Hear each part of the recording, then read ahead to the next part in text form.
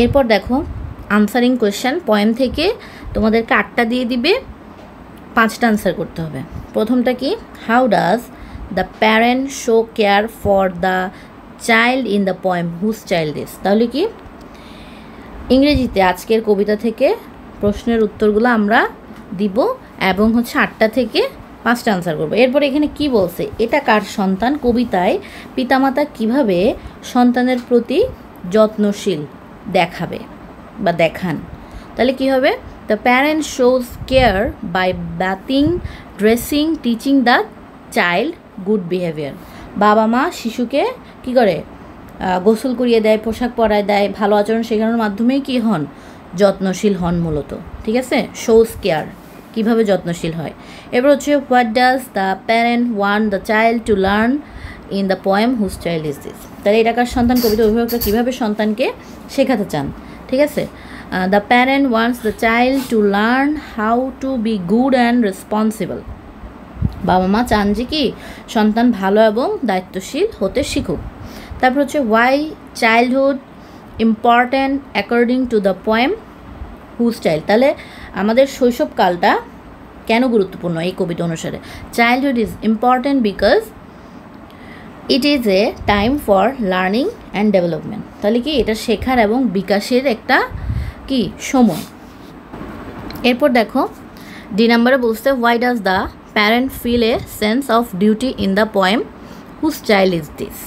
তাহলে এটা কার সন্তান, কবিতায় পিতামাতা কেন কর্তব্যবোধ অনুভব করেন। কেন কর্তব্যবোধ অনুভব করেন, the parent feels a sense of duty because, কারণ হচ্ছে কি raising a child is a great responsibility. তাহলে তাদেরকে কি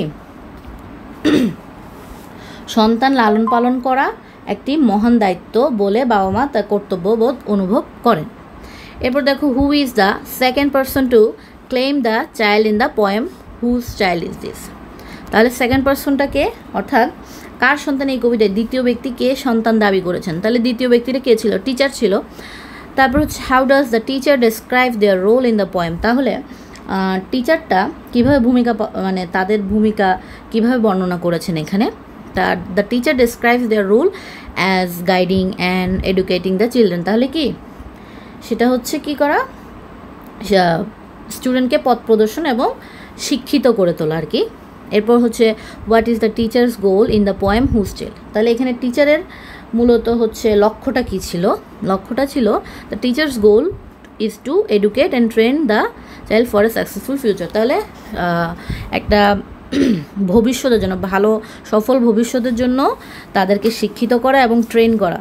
ঠিক আছে, how does the teacher help shape the child's mind in the poem. তাহলে এটা কি, এটা হচ্ছে শিশুর মনটাকে কিভাবে গড়তে শিক্ষক সাহায্য করেন। তাহলে হচ্ছে এটা কি, the teacher helps shape the child's mind by teaching knowledge, discipline, kindness.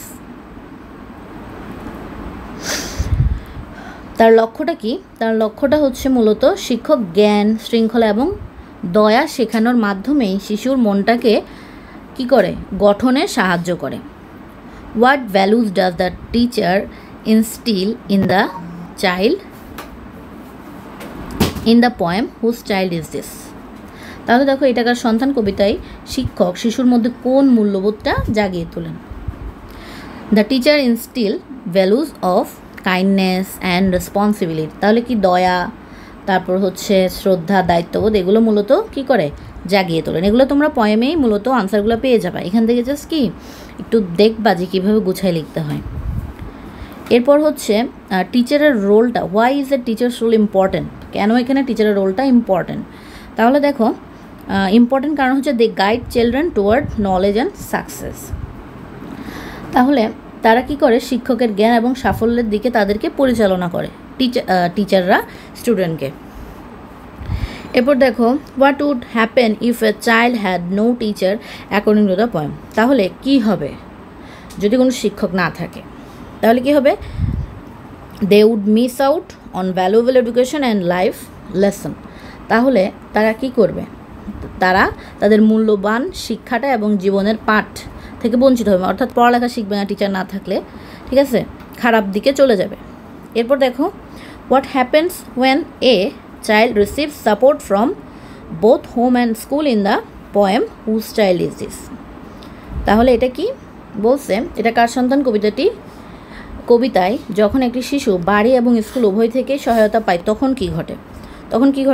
when a child receives support from both home and school, they grow up to be responsible and well educated. তাহলে কি তারা দায়িত্বশীল হয়ে ওঠে এবং সুশিক্ষিত হয়ে ওঠে। এরপর দেখো, how does the poem whose child is this emphasize the role of society? তাহলে কবিতাটি কিভাবে সমাজের ভূমিকার উপর জোর প্রদান করে, জোরদার হয় এটা। এরপর দেখো, the poem emphasizes that society including parent and teachers plays a role in raising a child. তাহলে কি একটি শিশুকে লালন পালনে এটি মূলত সাহায্য করে থাকে। একটা শিশুর গঠনে টিচার যেমন গুরুত্বপূর্ণ তেমনি ফ্যামিলি, বাবা মাও তেমনই গুরুত্বপূর্ণ। তাহলে প্রথম ভিডিওতে আমি এটার মূল ভাবটাও বলে দিছি, বাংলাটা বলে দিছি এবং এখানে আনসারিং কোয়েশ্চেন সবগুলো বলে দিছি, ভালো করে পড়ে নিবা। এই হচ্ছে সে কথা, ভালো করে তোমরা এক্সাম দিয়ে নিও।